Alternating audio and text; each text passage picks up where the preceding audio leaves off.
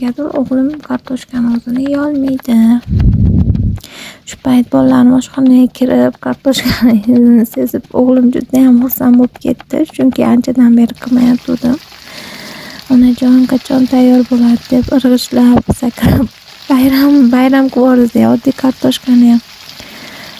Menimcha eng muhim narsa emas taomning qimmat yoki anaqaligi. Bolalarim xursand bo'lib yegani, shuni o'zi menga katta baxt. Shu paytda charchovlarim ham, ishdan charchab kelganim ham unutib bo'lib ketadi bolalarim xursand bo'lib yesa. Sizlar ham ba'zan shunaqa oddiy taomlar qilib turasizlarmi? Izohlarda yozib qoldirsanglar, fikringlarni o'qib xursand bo'laman.